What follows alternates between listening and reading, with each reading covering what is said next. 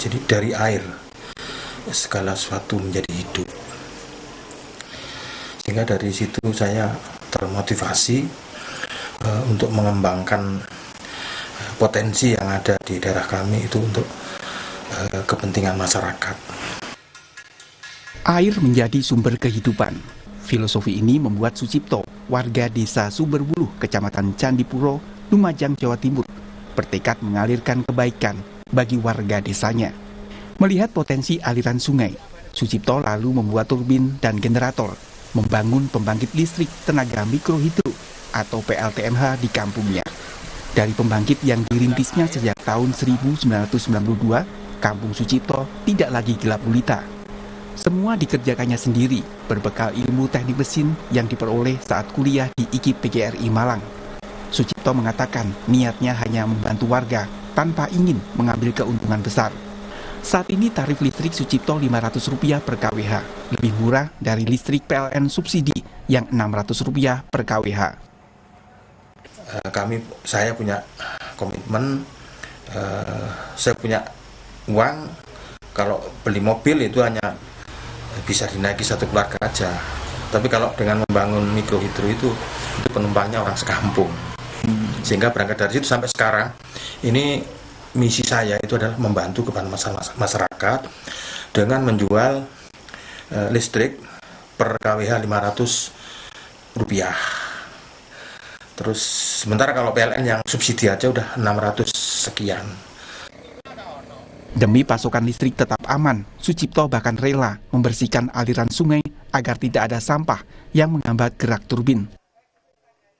Tapi kalau PLN, kalau padam, kita mesti ke sungai, mesti ada apa di sana. Kita bersih-bersih sampah setiap hari. Tapi kadang-kadang kalau terjadi banjir di malam hari, itu karena saringan-saringan tersumbat, kadang-kadang listriknya juga mati. Kini 116 keluarga di kampungnya mengandalkan aliran listrik dari PLTMH buatan Sucipto. Salah satunya Sugiyati. Warga merasa sangat terbantu dengan PLTMH buatan Sucipto, meskipun sering terjadi gangguan saat hujan deras atau kemarau panjang. Pak Cip berdiri pertama itu saya udah pakai itu langsung. Perbandingannya kalau punyaan Pak Cip itu agak hemat. Kalau dibanding dengan PLN lebih murah punyaan Pak Cip. Biasanya sampai berapa per bulan? Kalau punyaan Pak Cip itu sekitar 20-22 itu. Kalau PLN 50 kayaknya itu. Apa? Kalau lagi kemarau kan memang airnya kecil, debitnya kan kecil, jadi ya itu setrumnya agak berkurang. Jadi nyalanya itu nggak tentu. Dedikasi Sucipto diganjar pemerintah dengan Piala Kalpataru kategori perintis lingkungan. Bupati Lumajang Thoriqul Haq pun berharap teknologi PLTMH dapat diterapkan di daerah lain yang belum terjangkau listrik PLN. Oh iya, kalau kebutuhan listrik tentu banyak ya. Nah, karena ini skalanya mikro, tentu bukan untuk pembangkit listrik yang skala besar. Nah, skala mikro ini yang kalau ini bisa direplikasi di tempat yang lain, maka akan banyak pembangkit listrik tenaga mikro yang lain yang harapannya ada semacam sumber daya listrik yang berbasis masyarakat. Dengan semakin tipisnya cadangan minyak dan batu bara, serta polusi udara dari PLTU, Sucipto yakin PLTMH bisa jadi salah satu solusi sumber energi listrik di masa depan, terutama di wilayah dengan potensi air yang melimpah. Abdul Rahman, Kompas TV, Lumajang, Jawa Timur. Bagaimana potensi pembangkit listrik tenaga mikrohidro dikembangkan di daerah-daerah yang belum terjangkau listrik PLN? Kita akan berbincang dengan pegiat energi ramah lingkungan Sucipto serta anggota Dewan Energi Nasional Satya Widyayuda. Selamat malam, Pak Sucipto, Pak Satya. Selamat malam. Baik, Pak Sucipto, boleh diceritakan kepada kami pengalaman yang paling Anda ingat dalam mengelola listrik ini, mikrohidro? Jadi saya itu mengelola mikrohidro sejak tahun 92 sampai sekarang. Yang awalnya itu nggak pakai kWh meter. Jadi tidak pakai KW meter itu banyak kelemahan. Jadi kalau biasanya waktu itu siang-siang masyarakat di siang hari lampunya nggak dimatikan. Kata mereka toh bayarnya sama aja gitu. Terus yang kedua di pembangkit kami ini pembangkit kita istirahatkan itu di hari Minggu. Karena di sana kan butuh perawatan, butuh pembersihan. Kalau misalnya kok mati selain hari Minggu, itu biasanya ada beberapa ibu-ibu rumah tangga itu marah. Lagi masak ini nggak jadi nasi. Itu seperti itu. Kabarnya Terus, generator juga sempat dibakar ya, Pak Sucipto? Oh ya, itu tahun 2009. Itu gimana ceritanya tuh Pak? Sampai generator bisa dibakar itu? Di tahun 2007 sekitar itulah. Saya kepingin pembangkit saya itu lebih baik dari sebelumnya. Jadi pertama harus menggunakan sistem KWA meter, karena dengan KWA meter itu masyarakat bisa berhemat.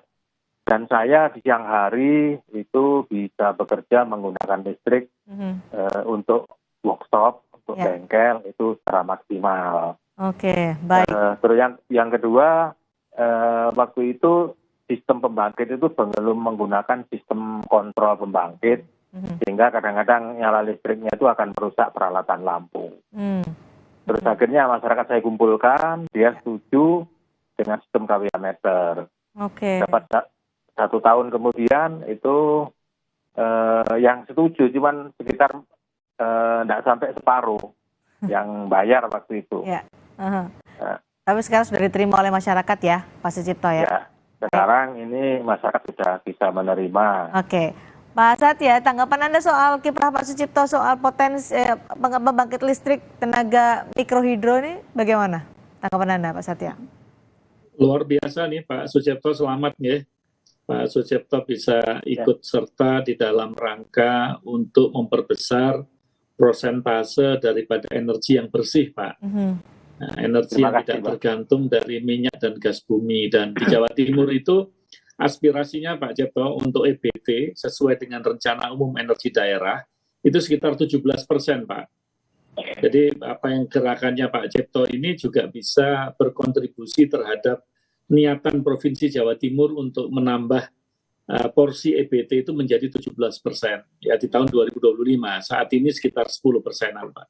Jadi saya pikir kalau ini digelakkan, tadi seperti yang Pak Bupati sampaikan, bisa direplikasi di beberapa daerah, itu tentunya akan membantu, tidak hanya membantu masyarakat, tetapi membantu program-program PLN yang selama ini tidak mampu menjangkau daerah-daerah tertentu. Ini kalau bahasa PLN-nya ini termasuk jaringan yang off-grid nih, Pak. Jadi jaringan yang di luar daripada jaringan yang dimiliki oleh PLN. Jadi inisiatif daripada masyarakat, gitu seperti Pak Cipto ini. Jadi bisa ini memenuhi konstitusi, karena konstitusi itu mengatakan bahwa negara melistriki rakyatnya. Nah ini kebetulan masih potensinya belum. Besar Pak Satya? PLTMH cukup besar. Ya PLTMH itu sebetulnya tergantung daripada lokasi masing-masing ya. Karena biasanya saya tidak tahu yang Pak Cipto, biasanya pokoknya harus ada perbedaan tinggi rendah itu paling tidak 10 meter supaya bisa menimbulkan debit air yang cukup untuk memutar turbin. Biasanya begitu. Dan memang kapasitasnya tidak sebesar PLTA ya. Jadi biasanya di bawah 1 megawatt.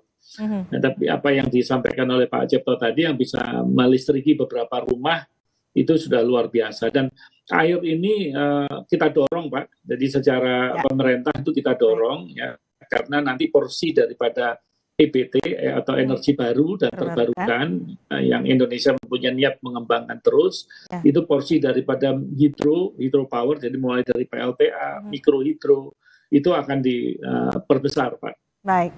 Pak Cipto, selain di kampung Anda, di mana lagi akan membangun PLTMH?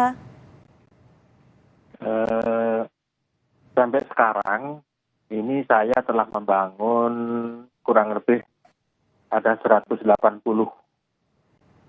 lokasi. Ya. Itu di Sumatera, itu di Lampung, Bengkulu, Jawa Timur, Kalimantan juga pernah, Papua juga pernah. Ya. Oke. Yang paling dekat akan kemana lagi, Pak Cipto? Ini kemarin ini baru beberapa 2 minggu kemarin kami telah membangun mikrohidro itu di daerah Banyuwangi. Di sana ada pemukiman penduduk di tengah hutan, dan itu dibangun dengan dana dari CSR, sebuah perusahaan. Wow. Untuk saat ini yang akan kami lakukan itu di Mojokerto itu membangun 1 unit mikrohidro untuk replikasi pembelajaran di sebuah yayasan sekolahan, yayasan pendidikan. Baik. Ini nanti akan terus dikembangkan oleh Pak Sucipto. Terima kasih Pak Sucipto, luar biasa apa yang Anda kerjakan bersama dengan orang-orang yang ikut membantu dalam membangun PLTMH. Terima kasih sudah bergabung bersama kami. Terima kasih juga Pak Satya sudah berbagi informasi dan analisa bersama kami di Sapa Indonesia Malam hari ini. Selamat Pak Cipto. Ya, terima kasih. Sesaat lagi saudara kami akan